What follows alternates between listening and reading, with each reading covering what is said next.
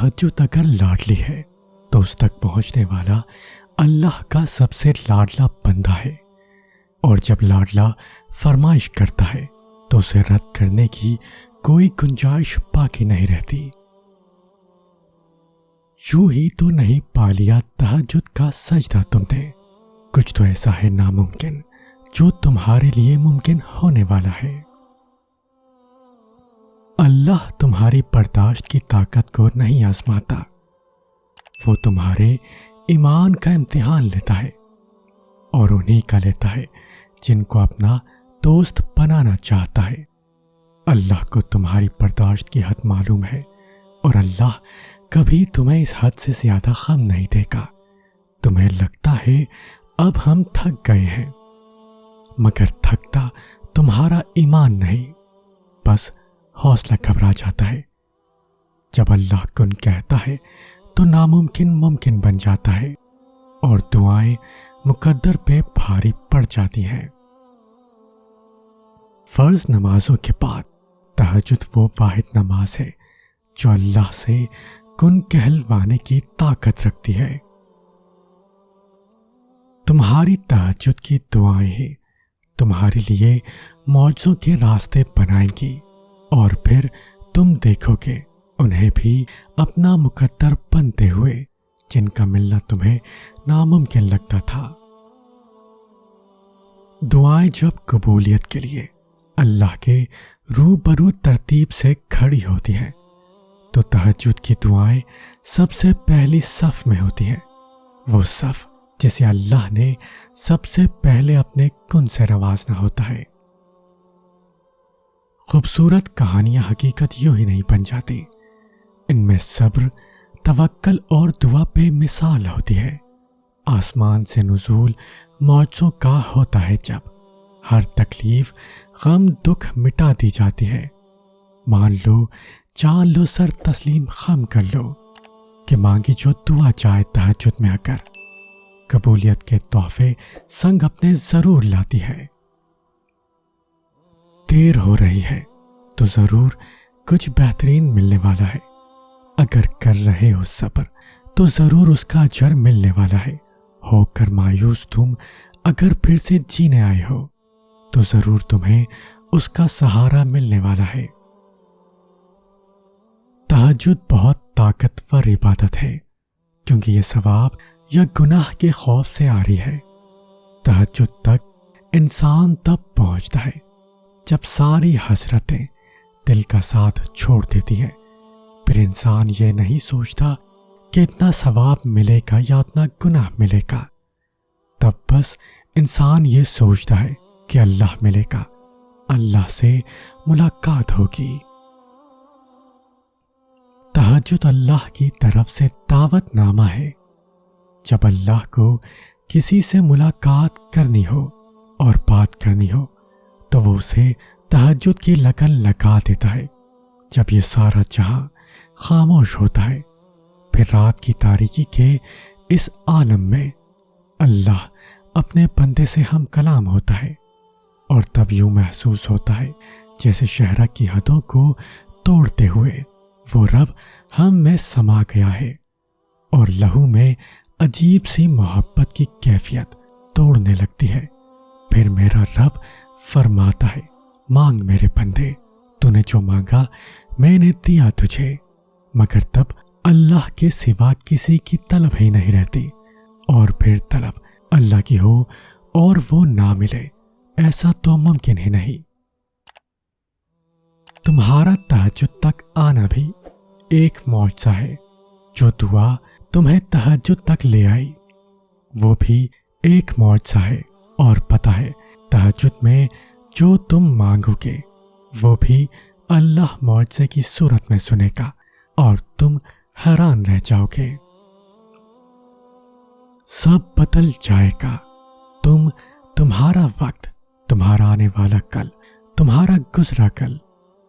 तुम क्या चाहते हो, तुम रात को सो और सुबह उठो, सब ठीक हुआ हो। तुम्हें तुम नहीं, तुम्हारा दर्द नहीं, तुम्हें तुम्हारी सोच तंग कर रही है। तुम्हारा दर्द तुम्हारी सोच में बैठा है। جو نہ تمہیں آگے لے جانا چاہ رہا ہے اور نہ پیچھے۔ تم ٹوٹے دل کا فائدہ نہیں اٹھا رہے، یا تو تم اس کو مزید توڑنا چاہ رہے ہو یا اس کو اسی وقت ٹھیک کرنا چاہ رہے ہو۔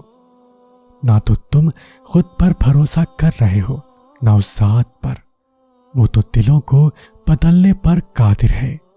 کیا تمہیں تمہارا رب کافی نہیں؟ تم ایک قدم اس کی جانب لو، وہ 10 قدم تمہیں اور دکھائے گا۔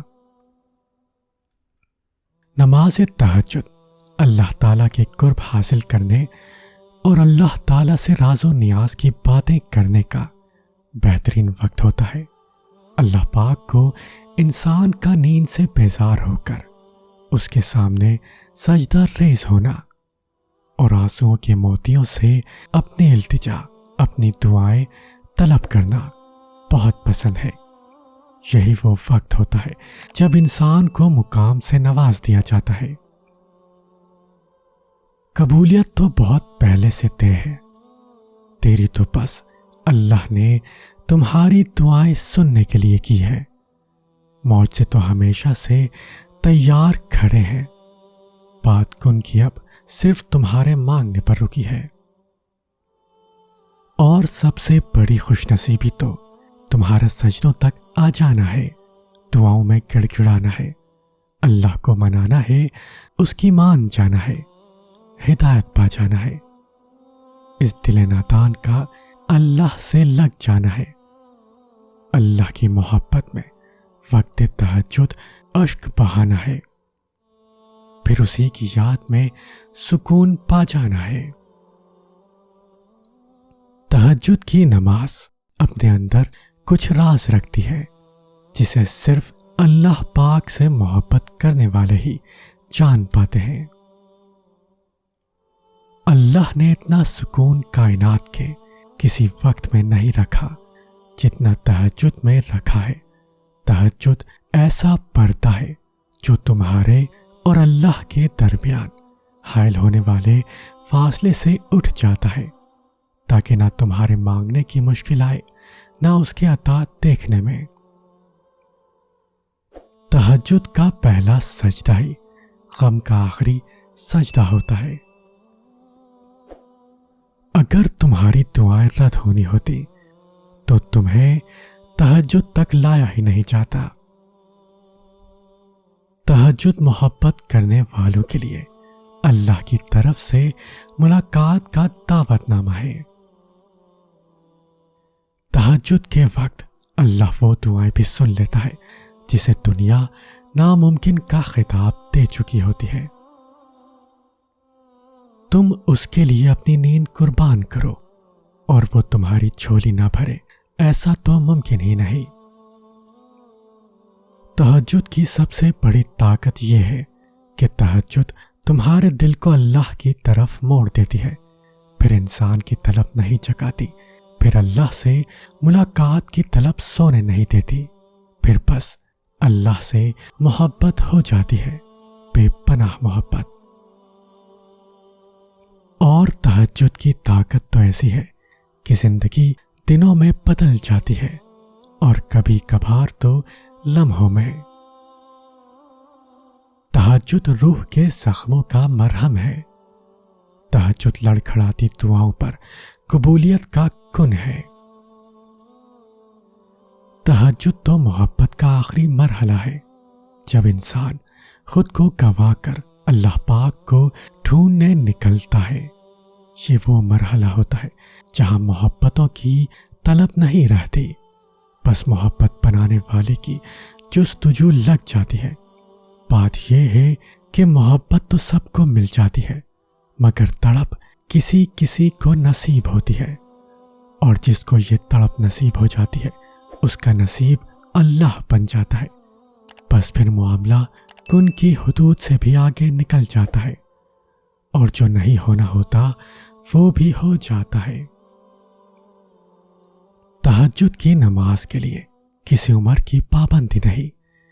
جس کے کام رکے ہو، مشکلات میں ڈوبے ہو، سکون کی تلاش ہو یا اولاد کی پریشانی ہو، یہ وہ وقت ہے جب سب کی سنی جاتی ہے، بس نیند کی قربانی دینی ہے اور اس رب کو راضی کرنے لگ جانا ہے۔